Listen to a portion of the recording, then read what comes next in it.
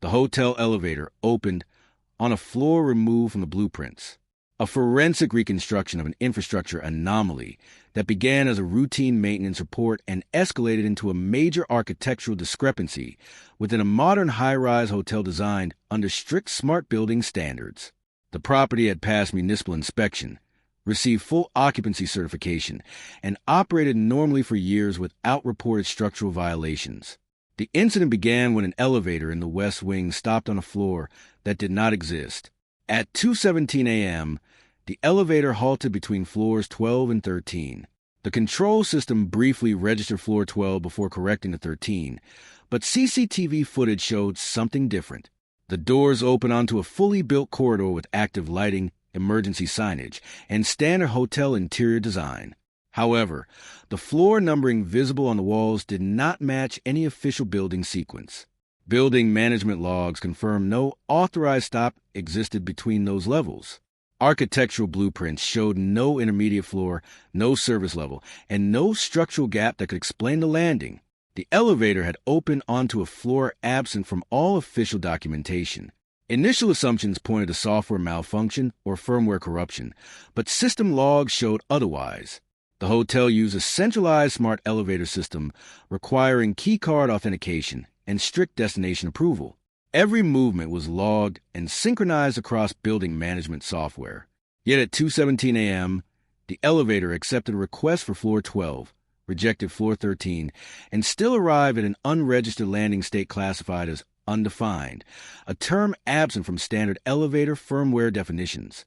No user, staff member, or maintenance operator had authorized the stop. Engineering checks confirmed no firmware tampering, no external intrusion, and intact encryption signatures, eliminating cyber manipulation. Architectural review began using municipal filings and contractor blueprints. The vertical structure was consistent until the region between floors 12 and 13 was examined.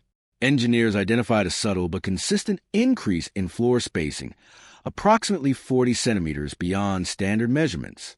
More importantly, structural analysis revealed a reinforced load-bearing ring in the elevator shaft at that exact point. It served no documented utility purpose, carried no visible systems, and was over-engineered compared to surrounding structures. This indicated deliberate construction rather than design error.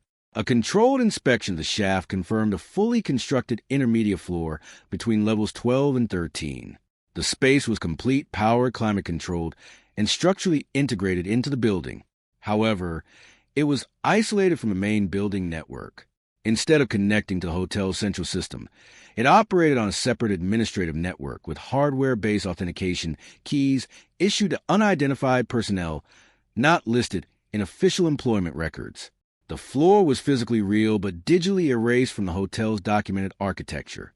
Elevator maintenance logs revealed repeated calibration adjustments targeting stopping behavior specifically between floors 12 and 13. This proved the elevator system had been deliberately configured to recognize a landing that did not exist in official blueprints. It was not malfunctioning. It was responding to a hidden control layer.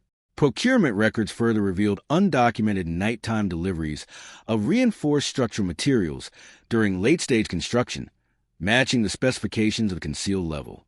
These shipments were filed under modified project codes absent from municipal approval records. Recovered network fragment from a hidden floor revealed its function, a real-time data relay system duplicating hotel activity. Key card swipes, elevator movements, and room access logs were mirrored through this isolated infrastructure, creating a parallel surveillance and data processing layer embedded inside the building. Its presence would have required regulatory disclosure, which explained why it was removed from official blueprints before final inspection. The critical breakthrough came from a maintenance note referencing auxiliary landing calibration between 12 and 13 override required for subsystem sync, confirming intentional programming linking elevator behavior to the concealed level. The hotel contained a dual infrastructure system, one visible and regulated, the other hidden and operational. Authorities launched a full structural audit, suspended the hotel's license, and sealed the concealed floor. Contractors involved in late-stage construction were questioned about unauthorized modifications. While management denied knowledge, physical evidence confirmed deliberate design and execution of a hidden level. For guests, past anomalies such as brief elevator pauses and inconsistent floor indicators were reinterpreted as interactions with this concealed system. The case became a defining example of how modern smart buildings can conceal physical spaces through integrated digital control systems. Infrastructure was no longer purely structural but informational, capable of creating operational zones that exist outside official documentation. The final forensic conclusion confirmed a fully constructed intermediate level between floors 12 and 13, intentionally omitted from blueprints, operated through an isolated network, and integrated into elevator logic through unauthorized calibration. Its existence was deliberate, not accidental. The elevator didn't malfunction.